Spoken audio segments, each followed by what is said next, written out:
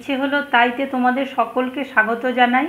এই পুজোর মরশুমে আজ আমি তোমাদের বাসন্তী পোলাও করে দেখাবো। বাসন্তী পোলাও মোটামুটি সবাই করো, দেখো আমি কীরকম করি।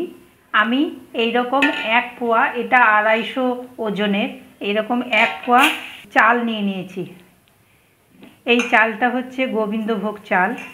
গোবিন্দভোগ চালটাকে এবার আমি ভালো করে ধুয়ে জলটা ঝরাতে দেব। চালটা আমি ধুয়ে নিয়েছি, আর এই স্টিলের ঝুড়ি স্টেনার, এটাতে চালটা পুরো জলটা ঝরাতে দেব। একদম শুকনো ঝরঝরে করে নেব।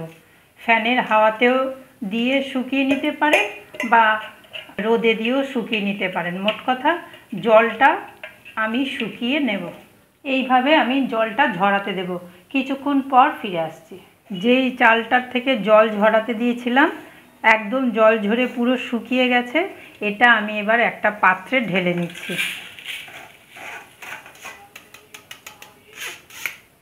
এবার এই পাত্রটার মধ্যে সামান্য হলুদ নিচ্ছি, আর স্বাদ অনুসারে লবণ নিচ্ছি, আর 1 চামচ মতন ঘি দিচ্ছি একটু, আর 1 চামচ আদা বাটা দিচ্ছি।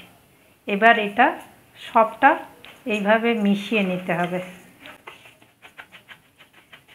এখানে ঘিটা দিতেই হবে, নয়তো সেন্ট ভালো আসবে না বাসন্তী পোলাওয়ের।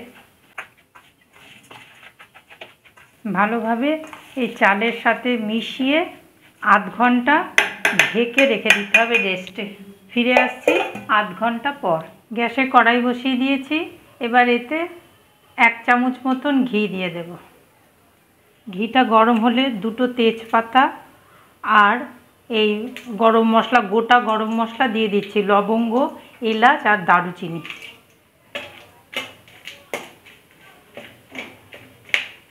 আর যে কাজু আর কিশমিশ ধুয়ে রেখেছিলাম সেটা দিয়ে দিচ্ছি। এবার এটা একটু ভেজে নেব।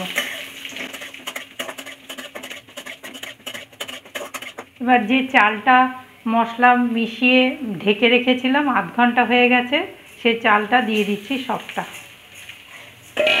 ভালো করে একটু ভেজে নেব।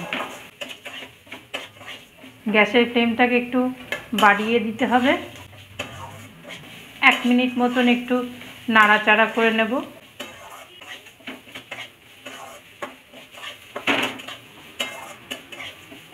একটু মশলাটা সমেত যে চালটা একটু ভেজে না নিলে চালটা ঝরঝরে হবে না পোলাওটা, সেই জন্য একটু ভেজে নিতে হবে।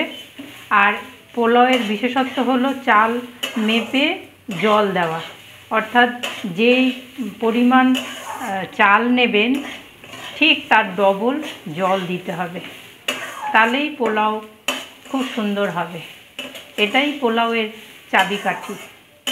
আমি এই পোয়াটা এইটা মেপেই আমি চাল দিয়েছিলাম, অর্থাৎ সেই পরিমাণে ডবল পরিমাণ জল দেব। এটার 1 পোয়া দিয়েছিলাম, আমি এটা 2 পোয়া জল দেব।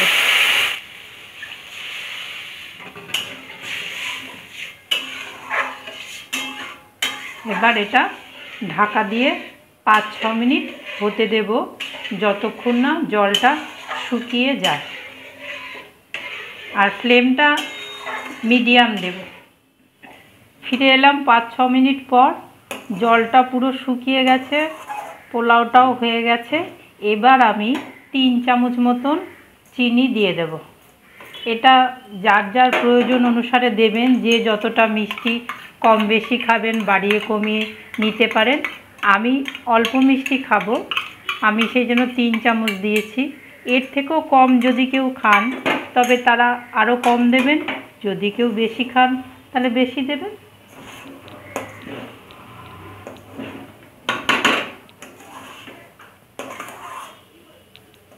এইবার গ্যাসটা অফ করে দিয়ে আমি আরও 5 মিনিট ঢাকা দিয়ে এইভাবে রেখে দেব। ফিরে আসছি 5 মিনিট পর। ফিরে এলাম 5 মিনিট পর, ঢাকা খুললাম। এবার আমি পরিবেশন করে দিচ্ছি।